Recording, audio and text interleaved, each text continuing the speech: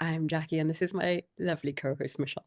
Whether you're single, divorced, or simply exploring the possibility of love once again, you're in the right place because, yeah, dating Dames, we believe it's not about him, it's about you. And today's episode is one I truly hold close to my heart. It's about reclaiming your confidence post-divorce. Because the truth is, confidence doesn't just magically appear or reappear the moment you sign those divorce papers. In fact, if anything, it evaporates. You go from being a wife, being someone's partner, being a professional, and then you stare at yourself in the mirror and you wonder, who am I? Am I still seeing? Am I still being desired? Am I still capable of choosing and being chosen? And today we're flipping that question on its head because I stopped wondering about whether I could be chosen. I decided I'm going to choose, and I'm going to choose me first. Hey, Michelle, how are you doing? And welcome to the show. I'm great, and I'm really excited about this episode too, because I think for Super. many people out there, it's a time that post-divorce, what do we like to call it? Post-traumatic growth. At Mm, first, it feels like first post-traumatic lack of confidence before you Yep. can get to that confidence moment. And I think all of us, whether you were a focused mom or someone trying to divide their time between mom and career or whatever, it's Mm. going to be familiar for everyone. Absolutely. And we all know that post-divorce confidence doesn't just return. And no one warns you about that. Nobody warns you that you might start feeling invisible. There were parts of me I didn't recognize myself, whether that was physical, emotional, even energetically, or this concept of second guessing your worth. I think you're quite familiar with this one. Oh, absolutely. I think, and as I said, and I've said before, I'm generally a pretty confident person, but Mm, this moment when suddenly my now ex said, "Hey, this isn't working out for me," it just mm, shook every foundation of what I thought yes. I knew about myself, about my capabilities, about what my future was going to be. Mm, People talk about the fact that it's not just kind of the death of a marriage, but it's kind of the death of your future because everything you yes. imagined that was going to happen for the next 20 years is now gone. And It's gone. so in addition, now you're thinking, well, but if I don't want to be alone that whole time, that means I'm going to have to go out there and find someone. And at that Mm, moment, you feel terrible about yourself, to be honest. You're absolutely. probably, you're emotionally really quite ragged and raw, and you're worried you're going to die a lonely cat woman. Yes. And there's no one's going to want to be with you again. I mean, my heavens, you are divorced and old. And oh, So, Jackie, and maybe on that oh my topic, God. you might want to share, the kind of confidence challenge that you had. Yes. Yeah. Oh my God. You know this one very I well. do know. It was a big deal for me, and I think many women experience it themselves. But for me, I was kind of enveloped with this shame of I'm a single mom or single mother. I have two teenage boys. I'm not attractive anymore. Oh, yeah, you're N- so ugly. An old bag. Nobody is going to No find me. one. Nobody's going to want to be with me. I'm too old at this Too stage of old. life. Definitely too And old. oh yeah. Okay, you're having fun. I am 10 years older than you are, so. And I remember it was, I remember clearly it was my first date ever on Tinder, with a wonderful man named Gabriel. And I remember we were talking about this, and I said to him, I didn't actually think anybody would want to match with me. I mean, I don't think anybody would have found me attractive. And I remember how he looked at me and he burst out laughing and he said, "What are you talking about?" I mean, his exact words were, "What the fuck are you talking about?" Well done, Gabrielle. Yes, thank you. But in my mind, whether a million people said it or not was almost irrelevant because in my mind, I was too old, not attractive. I have kids. There must have been something wrong. Ew. And that really shook me to the core. And Mm. then one and it was actually during that date, I had a moment of clarity. And it was the date with Gabrielle. It was, the therapy that I had. It was about rebuilding myself that I realized I need just to start seeing myself Mm. first. Mm. I first, everybody else would see me. And it wasn't about my flaws. It wasn't about whether I was old or not, or to this or to that.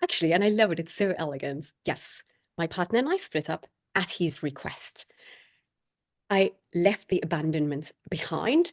And by doing that, I left the I'm a victim behind. Because Mm. at this point, there is no way in hell that I will call myself a victim any longer. I co-created, I was a part of that scenario. And you know what?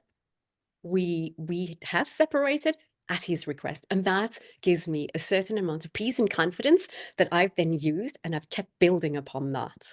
And look how amazing things are Thank you. now, right? I mean, kind of to the Mm. episode we've done where we talk Yes. about thanking our ex, right?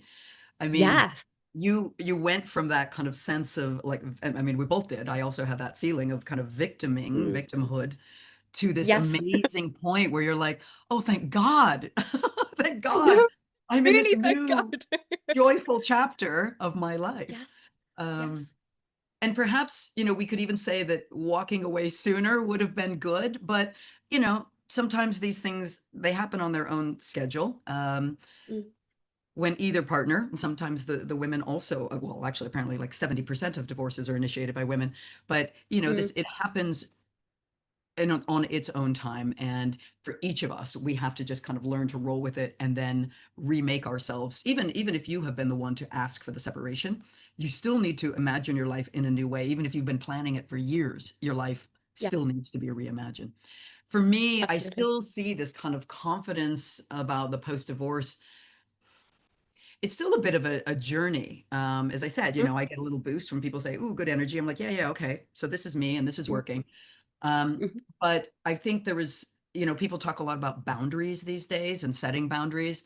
And Yes. because I'm a pretty, I always felt quite confident and like a strong person who could, I Mm. wasn't going to be a pushover. No one was going to treat me badly. I didn't really feel like I needed to establish strong boundaries to protect myself.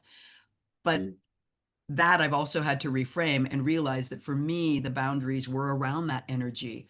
I had compromised, I had dimmed, I had become Mm. someone slightly different to who I really want to be. And Yes. now setting those boundaries, it's like I'm not going to spend time around people who are negative. And if they are, even if they're a friend, I might call them out about it. And I have a friend that I occasionally have to do that to. I'm like, no, we're not going there. Whether they're Yeah. self-centered or they're sort of just energy vampires, I want to Mm. focus. My boundary is around those people who want to laugh, they want to connect, they want to add that Mm. energy to my life and not kind of force me into a dimmed down negative space. Yeah, absolutely. I mean, for me, I would have to say I had this huge, huge eureka moment when I realized that confidence is a choice. It's not external. Mm, It's not something you can buy, not something you can pop into your handbag. It's a characteristic you build within yourself, like a muscle. yeah. It's like the concept of you go to the gym once, where you don't just go once and then think, oh, that's it, I'm healthy for the rest of my life. No, you go repeatedly and you keep Mm, building. And it does hurt, and you keep building and you keep growing. And it doesn't, like we said earlier, it doesn't happen overnight. But when you start choosing your self-worth and you make the decision of, hey, I'm going to start building confidence within me, and I am enough and I am capable of doing that, then mm, whether anybody else applauds you or not is almost, it yeah. doesn't at all, because this is about you. Yeah. Yeah, I think, and as we know, there are a lot of ways to we can all say, well, you should build confidence. Just, Yeah. But no, you don't pick it up at the store, but come on, just be confident. I mean, there yeah. might be, maybe we have a few suggestions for how people might do that. Yeah, that's right. And when we spoke about this, it's one of those things that kind of irritates me a little bit when people say, "You gotta be confident." Okay, well, tell me how to be confident. So let's go through that. So we've got three little things that you could do to practical things that you could do to build confidence. And the first little shift is Mm, get curious about yourself again. yeah, Try new things, write about your desires. And I never really got this concept of journaling until I realized what the essence of it meant. And it's about provoking yourself and yeah, and asking what are those deepest darkest thoughts and desires that you have, and really just writing them down. It's not about, dear diary, yesterday Tommy said I looked cute in that dress. No, it's about, what do I believe to be true about myself, and in this case, confidence. you know where am I on the confidence thermometer or scale? What can I yeah, do to my confidence? So get curious about yourself, and and what lights you up. And one of the things that's very interesting about confidence and getting curious about yourself again is Mm, don't only happen in isolation. You need to get out there. You need to interact with people. You need to see what you like, what you don't like, what you're yeah, negotiable about, what you're not. You need to exercise your values. That builds confidence. In the yeah. previous episode, I spoke about how I had to exercise my values and walk out of a situation that I needed to extricate myself out of a situation that, it wasn't for me. And had I not done that, had I followed through with the scenario that we were in, that would not have built my confidence. In fact, it would have blown it completely. Then it's chatting to your buddies. You and I have this amazing relationship where we can chat to our buddies, where you do poke me and you say, "But Jackie, didn't you say?" Or but what Or about this? you, and in reverse, I have been the recipient Yes, of those pokes as well. absolutely, absolutely. And that is so important, right? Yeah. Well, and I think through that, I mean, through both the journaling and through the conversations with your Mhm. closest friends, um, it allows you to inquire a little more deeply about yourself. And I think, Yes, you can also put your fears in there, or, you could say, I'm just an old hag and no one will ever want me again. And then when it turns out you have to report back that, Gabrielle said, what the fuck are you talking about? You have to exactly. really question this innate belief because, what's happened in real life. I mean, that's an example of an external, kind of Yes. calling to task, but you Mhm. can do it for yourself as well. And I do this quite frequently. Like, what is it that I'm actually feeling concerned about, or what Mm. happened in this scenario? And so I do that quite a lot. And hopefully, I mean, I think hopefully everyone would speak to themselves as they would to a good friend. I mean, it's good to poke each other, but it's not good to sit in judgment. It's not No, helpful. So no. speak to yourself, whether in a journal or whether in your head, like you're talking to how you would talk to your friend. You wouldn't say, "Oh, you Yes. suck." You would say, "It's okay. You made a mistake. Mhm. This is Mm. how we learn," right? I mean, or you wouldn't say, "Oh no, you're far too old to date." Well, hopefully you don't have those friends. But instead you would say, "I know there are a lot of guys out there who are very interested in women at this age," right? That's Yes. how Oh you would God. talk to each other and talk to Mhm. yourself. And I think another thing that I think is, it's you can see it also in the exercise world, but it's this idea of overcoming, certain obstacles and just going for it, even if you're not entirely ready. So think of the Mhm. person who's decided, oh, I really should try a 5K and I've never run before in my life, but they Mhm. sign up for the 5K and then they end up walking Yes. 80% of it, but they finished, right? And that's Yes. then the next time they sign up, Mm. maybe they'll run half of it and then they'll graduate to a 10K and then they'll join a running club Mhm. and whatever it is, right? But it's the same Mhm. with dating or with building our confidence generally. You got to take those chances. You got to Yeah. put your foot out there and, put that profile on Tinder, um, Yes. and then see what happens. Post your photo.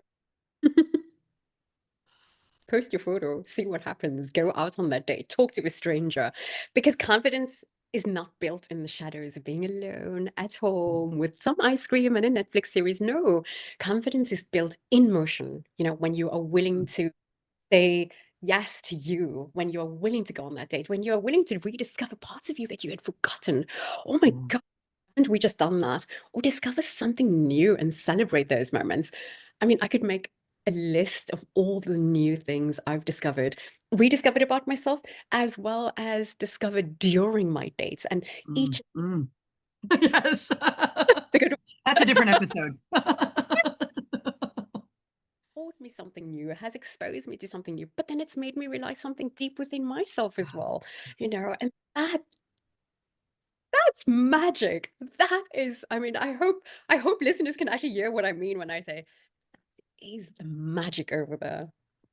Yeah, I think also sometimes we have to, going back to kind of the building the muscle or going to the gym, that Mm, analogy metaphor, um, if you do something and the way you build muscles is that you actually tear some of the fibers, right, in the you do. process of working out.